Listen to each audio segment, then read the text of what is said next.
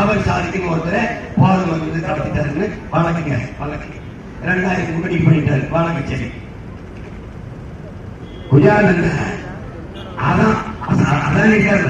அதானியுடைய போர்ச்சு துறைமுகத்துல 1,30,000 கோடிக்கு போதைப் பொருள் சரக்கு இந்த அபின் 1,30,000 கோடிக்கு வந்து இறங்கிச்சுங்க. ஏதாவது செய்தி அதுக்கு நடவடிக்கை ஏதாவது நீங்க பார்த்ததுனாங்க?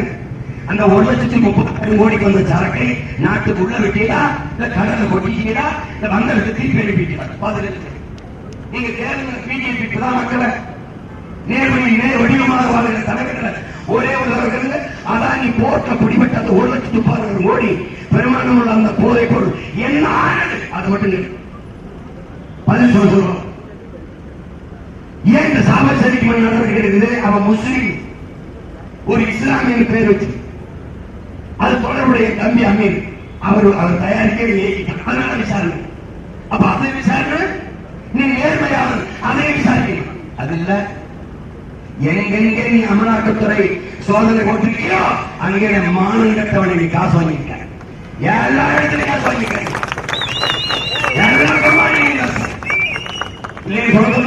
அந்த பட்டியப்படி இந்த நாட்டில் இருக்கிற ஐயா மாற்றிட்டு காசு வாங்கிக்க. அந்த பிடி இதெல்லாம் கொடுமை. புல்வாமா மாவட்டத்தில் தீவிரவாதிகள் தாக்குதல் நடத்திக்காங்க பாரு காஷ்மீர்ல. அதுக்கு அப்புறம் பாகிஸ்தான் கம்பெனிக்கு காசு வாங்கிக்கிறாங்க. இந்த அயோக்கிய பயிலுக்கு ஓட்டு போடுறது பயிலுக்கு இந்தியாவில் அதிகமாக ஏற்றுமதி செய்ய ஒரே ஒரு பொருள் மாட்டுக்கறி தான். ஆண்டு ஒன்றுக்கு 24 லட்சம் டன் மாட்டுக்கறி. உலகத்திலே அதிகமாக மாட்டுக்கறி ஏற்றுமதி செய்ய நாடு இந்தியா. எந்த நாட்டுக்கு? அவ்வளவு இஸ்லாமிய கிறிஸ்தவ நாட்டுக்கு. அவனுக்கு ஒண்ணு ஊட்டி விடுறது. உள்ளவே விழா மாட்டுக்கறி சாப்பிட்டா கொண்டே விடுறது. हिंदुस्तान से नंबर 1 है. ஊரானுக்கு உள்ளவங்க சாப்பிட்டு கொண்டு நான் மாட்டுக்கறி சாப்பிட்டு அவ்வளவுதான். மாட்டுக்கறி முதலில் என் உணவை உறுதி செய். என் உணவு 3 வேளை எனக்கு சாப்பாடு கிடைக்க அந்த உத்தரவாதத்தை ஒரு உறுதி செய். பிறகு நான் என்ன சாப்பிட்டு முடிவு செய். அதான் ஆட்சி. ஆட்சி எனக்கு உமர் சொல்றாரு. எனக்கு தம்பி தந்தையில ஒருத்தர் திருடிட்டு அவன் கையை வெட்டான். அவனை பசிக்காக திருடினால் ஆட்சி அவன் வெட்டுவ. எத்தனை வெட்டுவ? பூரா பசி பஞ்சம் பட்டினி பராய் கூட்டமா மாத்திட்டு ஆட்சி சாமி 8 வயசு பிள்ளைய 24 வச்சு கற்பழிச்சு கொண்டு விட்டாங்களா? கழனி வண்டி கூட்டிட்டு போகும்போது பச்சை பிள்ளை கொண்டு போனவன் கழனி வண்டி கூட்டிட்டு போகும்போது பாலமாதாக்கு செய்யப்படுறான். பாலமாதம் மட்டும் நீங்க கையில கிடைச்சா கதற கற்பழிச்சு கொண்டு போய் இந்த காப்பாளி போயில அவன் பேசுறதுலாம் நீ கேட்டுக்கிட்டு அண்ணனை தவிர எவனும் உனக்கு வாயில ஊத்த மாட்டான். பூரா காலத்துக்கு ஊத்துவான்.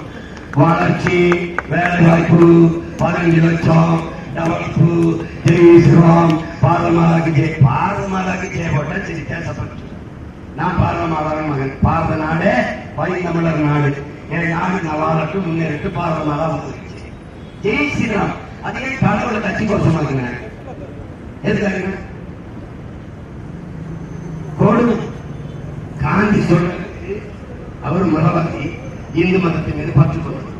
நான் என் மதத்திற்காக என் உயிரையும் கொடுப்பேன். ஆனால் அது அரசுக்கு என்ன வேலையும் இருக்குது. அது கவர்மெண்ட்டுக்கு என்ன வேலை? நான் சர்வாதிகாரியாக இருந்தால் மதமும் அரசும் தனியாக இருக்கிறது. உங்க பிள்ளைகள் வைக்கிற கோட்பாடுகளே நாங்கள் வைத்த தத்துவ முழக்கம் என்ன? உன் மதம் சிறந்தது வழிபடு, என் மதமும் சிறந்தது வழிபடு. இதான் எங்கள் கோட்பாடு. இந்த சாதி அந்த கர்மத்துக்கு எங்க கோட்பாடு என்ன? அது அண்ணல் அம்பேத்கர் என் பெரியார் அவர்கள் சொன்னதுதான். அண்ணல் அம்பேத்கர் என்ன சொல்றாரு? நான் யாருக்கும் அடிமை இல்லை, எனக்கும் யாரும் அடிமை இல்லை. இதான் கோட்பாடு. நான் உயர்ந்த சாதி என்று எண்ணிக்கொள்ளும் பெருமக்களே, உங்களுக்கு கீழே தாழ்ந்த சாதி யாரும் இல்லை என்று எண்ணிவிட்டால் சமூகத்தில் பிரச்சனை இல்லை. இது ஐயா பெரியார். இதான் நிலைப்பாடு. போட்டு குழப்பிக்காத. இது ரெண்டையும் முடிச்சுட்டு அலையாத. உனக்கு நான் அண்ணன் சொல்லித்தர கேட்டுக்க. என் அண்ணன் பெற்றோர்களை உங்க மகன்களை சேர்மாறுங்க. மதம், சாதி, கடவுளை பற்றி சிந்திப்பவன் மக்களை பற்றி சிந்திக்க மாட்டான். மக்களை பற்றி, மக்களின் நலனை பற்றி சிந்திப்பவருக்கு மதம் சாதி கடவுளை பற்றி சிந்திக்க நேரம் இருக்காது.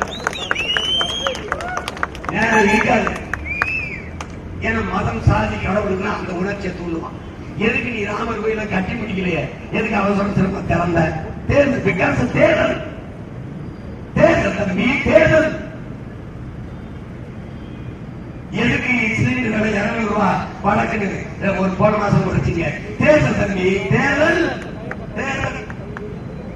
வட இந்தியாவில் 5 மாநிலங்களுக்கு தேர்தல் வரும்போது நிதியமைச்சர் உட்கார்ந்து அவசர அவசரமா 200 பொருட்களுக்கு ஜிஎஸ்டி வரியை குறைத்தார்கள். தேர்தல் தம்பி, தேர்தல். அப்ப 200 பொருள் வரி சுமை இருக்குது, மக்கள் கஷ்டப்படுது, தெரிந்திருக்குதுல்ல, எதுக்காக விதித்தீர்கள்? இது கேள்வி தம்பி. நாங்கள் எழுப்ப வேண்டிய நம்ம கேள்வி. இத்தனை ஆண்டுகளுக்கு 76 பொண்ணு 76 கொடுக்கப்பட்ட கச்சத்தீவை இப்போது நான் ஆட்சிக்கு வந்தால் மீட்பேன் என்று சொல்வது காரணம் தேர்தல் தம்பி. உன்னுடைய ஓட்டு இது மறந்து இந்த ஏமாத்துக்காரங்களுக்கு ஓட்ட போட்டு